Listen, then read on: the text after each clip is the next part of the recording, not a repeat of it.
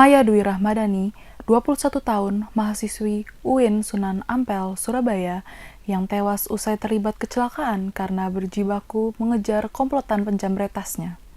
Di Jalan Semarang, Bubutan, Surabaya, dikenal sosok periang, mudah bergaul dan pendengar yang baik. Hal itu disampaikan oleh teman dekat korban di kampus, Hilmi Rusdi Firdaus, 21 tahun, pada Sabtu 25 Mei 2024. Beberapa teman kuliah merasa dekat dengan Maya karena perempuan yang tinggal di Asemrowo, Surabaya itu berperilaku sederhana, sopan, dan tidak neko-neko. Selain itu, Hilmi mengungkapkan, Maya juga memiliki hasrat yang kuat untuk berorganisasi selama di kampus, meskipun kini telah memasuki perkuliahan semester 6. Lanjut Hilmi, Maya juga tercatat mengikuti kegiatan organisasi ekstra kampus, Rayon Dakwah Pergerakan Mahasiswa Islam Indonesia atau PMII, cabang Surabaya. Mendengar kabar bahwa sang sahabat meninggal dunia dalam insiden kecelakaan karena mengejar penjamret, Hilmi mengaku sempat dibuat tak percaya. Pasalnya, beberapa jam sebelum kejadian, ia mengaku sempat berkomunikasi dengan Maya melalui ponsel, bahkan juga sempat bertemu di kampus. Terlepas dari semua ini, Hilmi mewakili teman-teman Maya berharap pihak kepolisian segera dapat menangkap para pelaku penjamret yang menimpa sahabatnya. Kendati tas dan barang bawaan Maya ternyata masih terselamatkan, karena terjatuh di tengah kemelut aksi penjamretan yang gagal itu. Hilmi menganggap penyebab Maya berupaya menggeber kencang motornya hingga terjatuh dan tewas di jalan, tetap dipicu oleh kelakuan para bandit jalanan tersebut.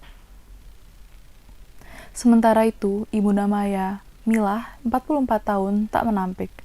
Meski perempuan, anaknya itu memiliki jiwa kepemimpinan dan kemandirian yang kuat. Ia menduga kepribadian dari Maya semacam itu makin ditempa dengan kegiatan organisasi yang diikuti sang anak selama berkuliah di kampus.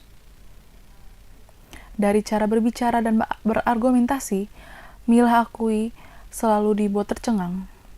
Anaknya itu pandai berargumentasi, cerdas, dan lantang. Tapi, untungnya, kemampuan Maya semacam itu selama ini tidak pernah sekalipun dibuat untuk melawan kedua orang tua.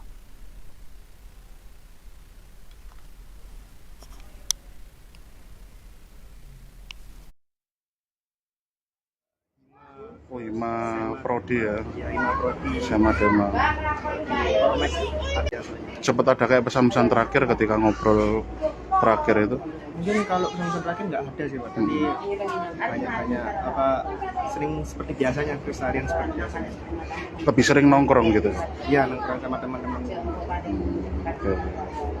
Mas, untuk Mbak Maya sendiri ini selama di kuliah itu seperti apa? Beliaunya aktif berorganisasi atau seperti apa? Aktivis atau apa? Beliau sangat aktivis sekali Mas. Bahkan di kampusnya jadi perwakilan kampus gitu di prodi dan fakultas. Beliau juga sangat aktif di luar dan dalam kampus sendiri. Humble anaknya. Kegiatannya apa yang diikuti sama korban ini? Banyak Mas, seperti kalau bisa di Ormawa ada Hima. Oh, IMA Prodi ya, Ya, Hima Prodi sama Dema. di Polmek ada, mungkin PMII gitu. Oh, ikut PMI Iya. Rayon Dakwah ya? Rayon Dakwah. Oh, jabatannya apa di Rayon Dakwah? Saya kurang tahu Mas. Kurang tahu ya. Mas, ini kan korban ternyata teridentifikasi kecelakaan karena mengejar jamret.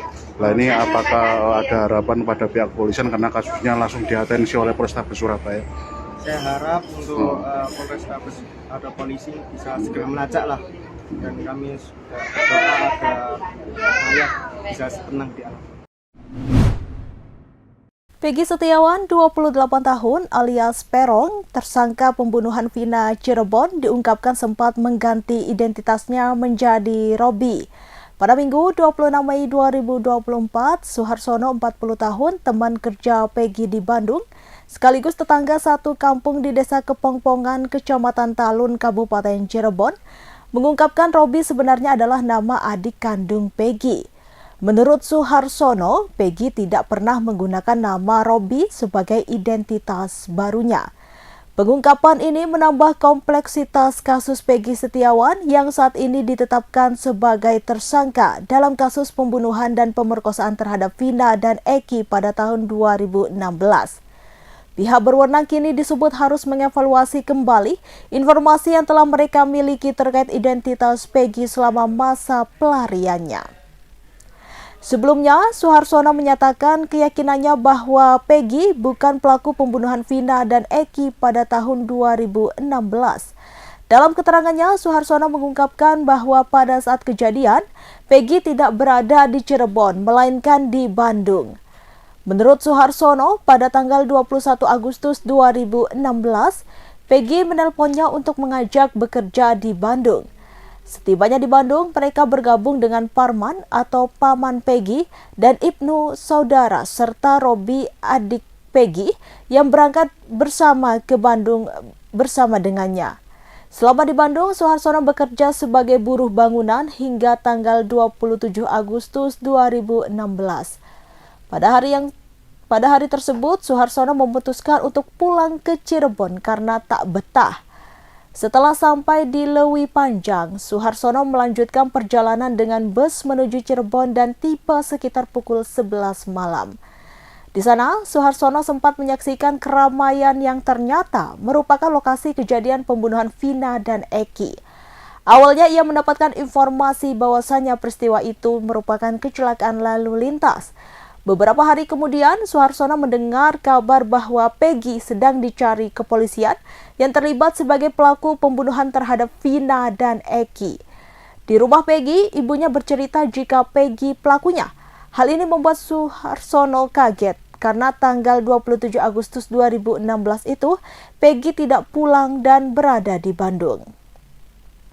Ia menambahkan bahwa tidak mungkin Peggy bisa kembali ke Cirebon dan melakukan pembunuhan pada hari yang sama. Dengan kesaksian ini, Suharsono berharap agar pihak berwenang dapat meninjau kembali penetapan Peggy sebagai tersangka dalam kasus pembunuhan Vina dan Eki.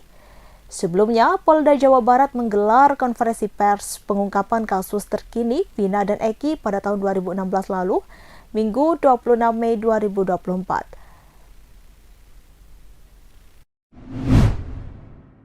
Masih hangat di tengah masyarakat, biaya kuliah perguruan tinggi negeri yang dinilai semakin mahal.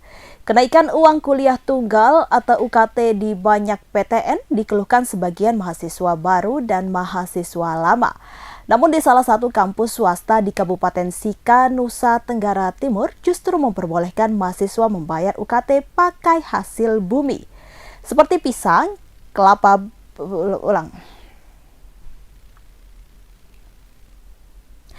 Masih hangat di tengah masyarakat, biaya kuliah di perguruan tinggi negeri yang dinilai semakin mahal. Kenaikan uang kuliah tunggal atau UKT di banyak perguruan tinggi negeri dikeluhkan sebagian mahasiswa baru dan mahasiswa lama. Namun di salah satu kampus swasta di Kabupaten Sika, Provinsi Nusa Tenggara Timur, justru memperbolehkan mahasiswa membayar UKT pakai hasil bumi.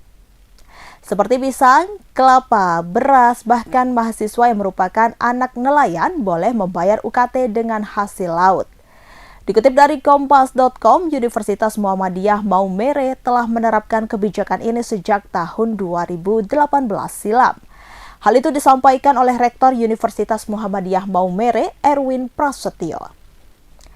UKT atau sumbangan biaya pendidikan ini awal mulanya saat ada seorang mahasiswi yang mengeluh tak mampu membayar biaya kuliah. Mahasiswi itu mendatangi Rektor Erwin dan mengungkapkan bahwa keluarganya sedang mengalami keterbatasan uang tunai. Saat berdiskusi, mahasiswi ini mengatakan jika keluarganya memiliki banyak hasil panen kebun, hanya saja sulit terjual. Biasanya pembeli dari kota langsung datang ke kampung untuk membeli hasil bumi. Namun saat menjelang ujian akhir sekolah, tidak ada pembeli dari kota yang membeli hasil bumi ke kampung. Erwin berdiskusi bersama pengambil kebijakan di kampus. Tentu saja membahas mekanisme pembayaran kuliah dengan hasil bumi. Akhirnya, keputusan diambil dan kampus mengarahkan mahasiswi itu untuk membawa hasil kebun ke kampus. Erwin menyebutkan hasil bumi yang dibawa mahasiswa tersebut pada saat itu berupa kemiri, kakao, kelapa, cengkeh, vanili, pisang, alpukat, mente, hasil tenunan, dan bahkan hasil laut. Cara agar hasil bumi bisa terjual juga dijelaskan oleh Erwin.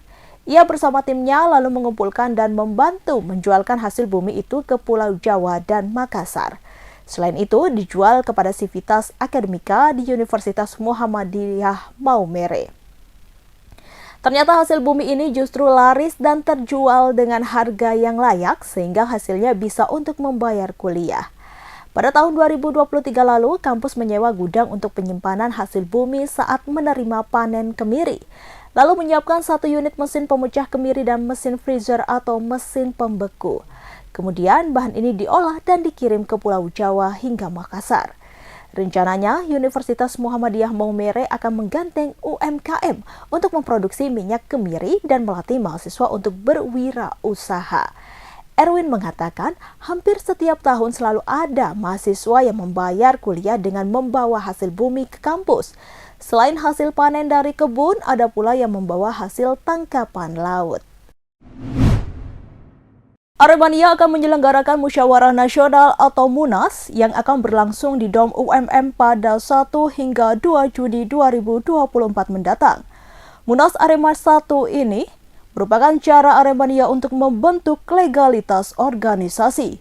Dalam MUNAS Aremania 1 ini nantinya akan dilakukan pemilihan 7 nama dari 9 nama calon presidium yang telah lolos tahapan uji dan dari tim asesor. Di mana tim asesor ini telah dibentuk lebih dulu untuk melakukan ujian kepada calon-calon presidium. Tim asesor tersebut terdiri dari Aremania, unsur wartawan, dan akademisi dari Universitas Brawijaya Malang. Ketua MUNAS Aremania 1 Dian mengatakan bahwa untuk memilih calon-calon presidium ini bukanlah hal yang mudah. Bahkan sempat tidak ada nama yang bakal menjadi calon presidium. Sebelum akhirnya ada dorongan dari Korwil atau komunitas untuk mencalonkan sejumlah nama. Awalnya ada 20 nama calon presidium sebelum menjadi 9 nama. Dalam prosesnya, calon presidium ini telah menjalani sejumlah ujian. Salah satunya ialah fit and proper test yang telah dilakukan. Menurut Syahrul Sajidin, perwakilan dari tim asesor mengatakan jika ada 5 aspek yang menjadi bahan pertanyaan yang diberikan kepada calon presidium. Kelimanya adalah soal manajemen organisasi, kepemimpinan, keuangan, hukum, dan budaya Arema, termasuk terkait tragedi Kanjuruhan dan dualisme Arema. Aspek tersebut dipilih secara acak oleh calon presidium.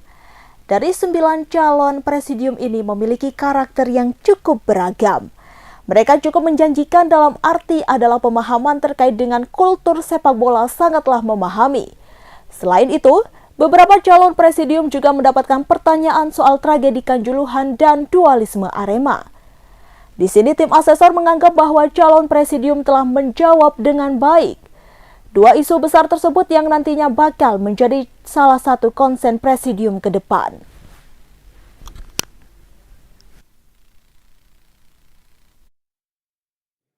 Dengan tujuan ingin melembagakan, yang meliputi dari Kota Batu, Kota Malang, Kabupaten Malang atau Semalang Raya.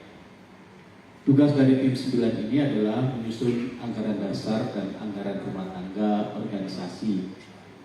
Di dalamnya adalah semua perangkat organisasi yang nantinya akan dijadikan panduan atau rel bergeraknya itu sudah selesai dibuat oleh tim 9.